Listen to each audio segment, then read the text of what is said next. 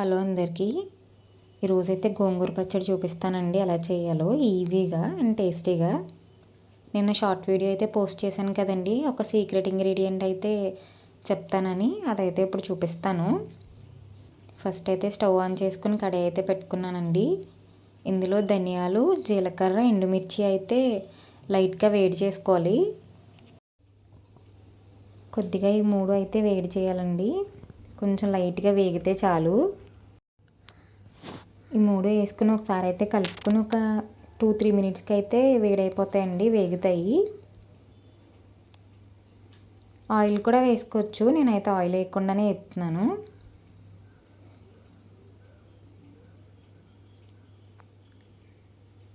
ఇప్పుడైతే ఇవి కలర్ మారుతున్నాయండి.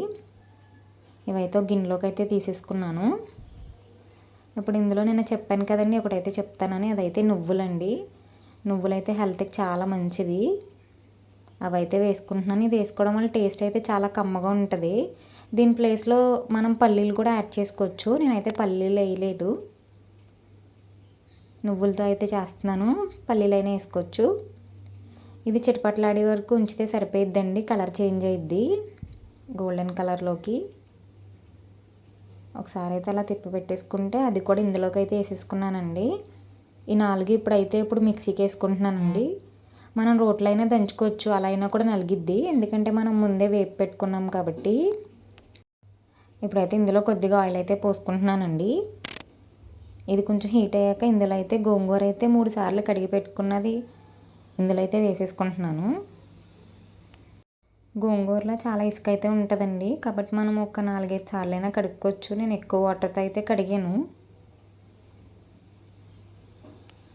ఇది ఒక 5 మినిట్స్కి అయితే మగ్గిపోయిద్దండి. ఆకుకూరలు ఏవైనా ఈజీగానే మగ్గిపోతాయి. ఒకసారి అయితే కలిపి పెట్టేసుకుంటున్నాను. ఈ గోంగూర పేరు అయితే నాకు తెలియదు, ఇందులో 2 రకాలు ఉంటాయంట. ఇదైతే చాలా పుల్లగా ఉంది గోంగూర. గోంగూర అయితే మగ్గిపోయాక అయితే పక్కకు పెట్టేసుకుని చల్లారి పెట్టుకోవాలండి.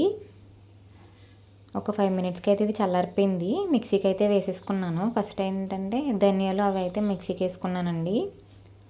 అందులోనే మనం 4 వెల్లుల్లిపాయలు అయితే కూడా వేసుకోవాలి. ఆ తర్వాత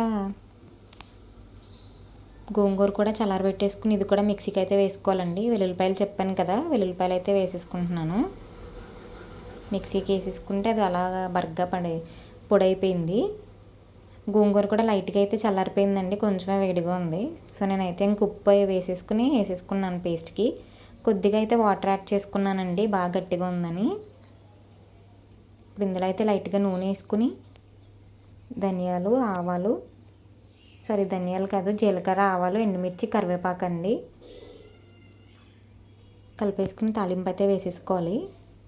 పచ్చడి అయితే చాలా టేస్టీగా చాలా బాగా వచ్చిందండి నువ్వులు వేయడం వల్ల. వీడియో నచ్చితే లైక్ చేయండి, సబ్స్క్రైబ్ చేసుకోండి ప్లీజ్. తాలింపులో కావాలితే మినప్పప్పు, శనగపప్పు కూడా వేసుకోవచ్చు. నేనైతే వేయలేదు, నాకు పప్పులు ఉంటే అలా నచ్చదు. సో అంతేనండి. వీడియో నచ్చితే లైక్ చేయండి ప్లీజ్.